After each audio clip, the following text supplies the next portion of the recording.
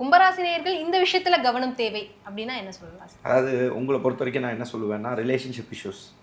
அதே மாதிரி தேவையில்லாமல் எக்ஸ்ட்ரா மேரிட்டலுக்குள்ளே போயிடக்கூடாது. எதுக்காக ஒருத்தவங்க பழகுறாங்கன்னு தெரிஞ்சே செஞ்சால் சரி. பட் தெரியாமல் நான் போய் ட்ராப்பில் மாட்டினேன், இமோஷனல் கனெக்ட் ஆகிட்டேன், அஜோ நான் போய் மாட்டின்ட்டேனே அப்படின்னு சொல்லக்கூடிய விஷயங்கள் உங்களுக்கு சரியாக வராது.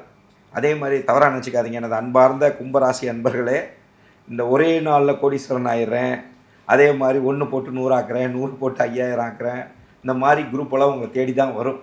தயவு செஞ்சு அந்த மாதிரி ட்ராப்பில் போய் தயவு செஞ்சு மாட்டிக்காதீங்க. குறிப்பாக அந்த பூரட்டாதியும் தட் இஸ் லைக் நம்மளுடைய சதய நட்சத்திரமும் இருக்கக்கூடிய கஸ்புன்னு சொல்லுவோம். கஸ்புனா சந்தின்னு சொல்லுவோம். நட்சத்திர சந்தியில் வரக்கூடிய அமைப்பில் இருக்கக்கூடிய அன்பர்கள்லாம் நிறைய பேர் ஷேர் மார்க்கெட்டில் விட்டுருப்பீங்க.